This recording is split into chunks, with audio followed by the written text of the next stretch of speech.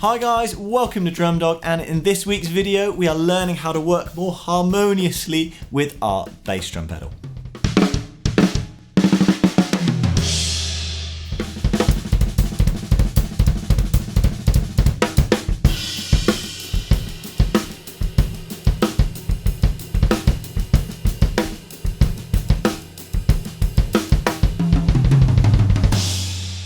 So today we are looking at 3 tips to get you guys working with your bass drum pedal a little bit better, and therefore get the bass drums where you mean to put them, not where the pedal wants to put them, which isn't where you wanted to put them. You get the idea. Anyway, tip number 1 is actually the most important of all 3, and it's really simple, but not always that easy to do if you're not used to it, and it is the fact that you never ever want to take your foot off of the footboard. They want to stay in contact at all times.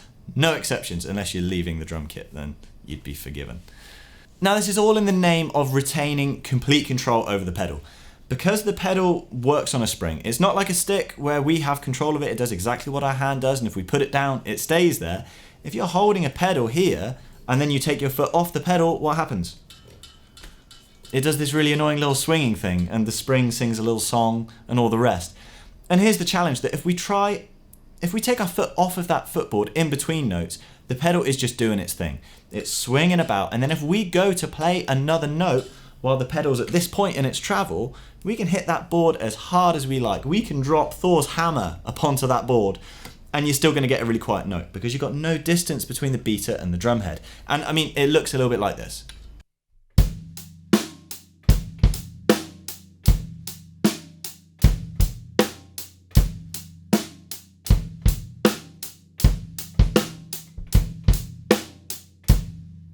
Now all we're going to have to do to fix this little problem is just keep our foot on that footboard. So that's on the way down, after the note, on the way back up. We're always working with that footboard, letting the spring tension keep it underneath our foot. We're not pulling our foot away so fast that we're taking it off of the footboard.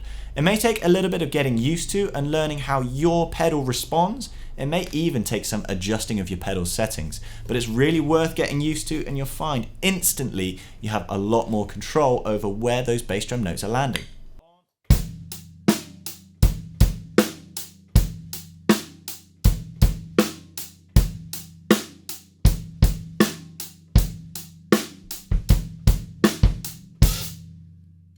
Now for tip number 2 here, we are going to be tackling the ever-long debate between drummers of heel up versus heel down on the bass drum. Now for those of you who haven't heard of heel up or heel down before, heel up looks like this.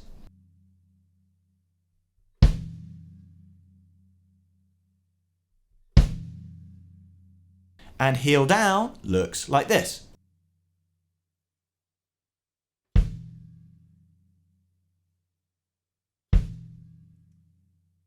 Now what I'm not going to say today is that one is the right way and one is the wrong way, because that would be wrong. Now both are actually different and both have their benefits and their pitfalls.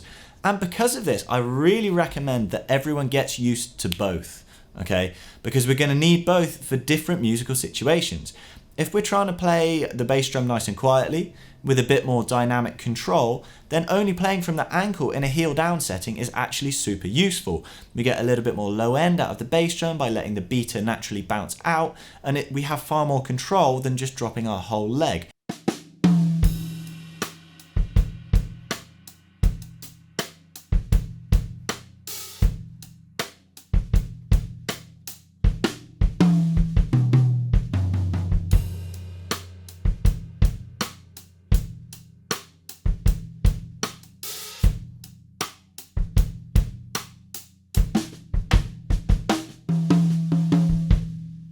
Whereas if we're trying to get a little bit more oomph out of our bass drum and a little bit more volume and energy, then we're going to want to use the whole weight of our leg instead of just trying to hit really hard from only our ankle, because we just don't have the mechanical advantage to hit really hard. So we're going to go to that heel up, we're going to drop that whole weight of the leg into each note, and we're going to bury that beater and really let it carry that definition and power.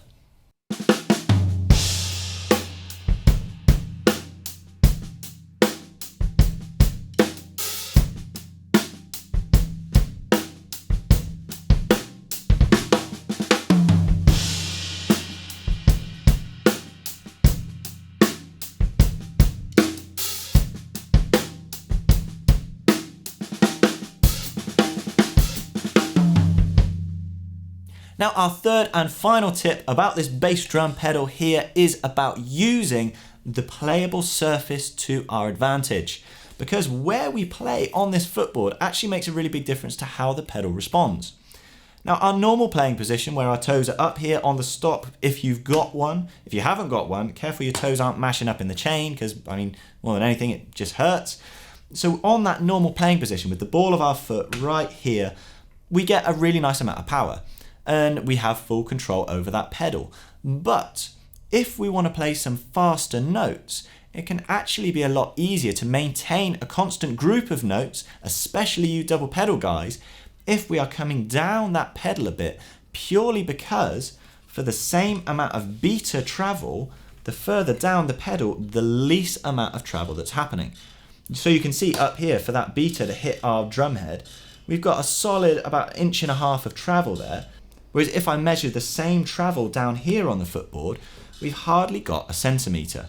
So although we have far less mechanical advantage down this bottom end of the footboard, it's harder to put that first note into motion, but as soon as that bass drum pedal's moving, it's much easier to keep up a constant stream of notes because we don't have to move that foot anywhere near as much to keep those notes going.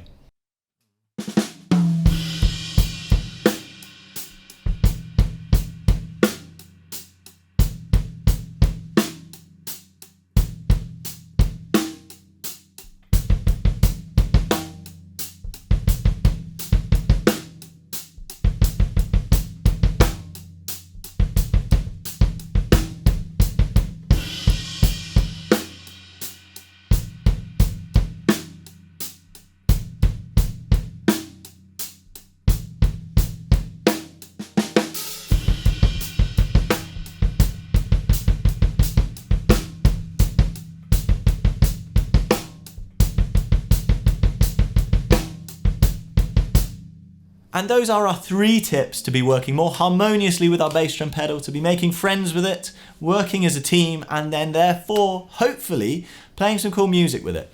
Now, obviously, there is a lot more that we could go into in how to play the bass drum, and it's, you know, almost an infinitely complex task to play the bass drum up to a really high level, but those 3 tips alone are going to get you in the right direction to just be having a little bit more control for a little bit less effort, and therefore playing for longer and faster, and all of those things that we want to be able to do with our bass drum.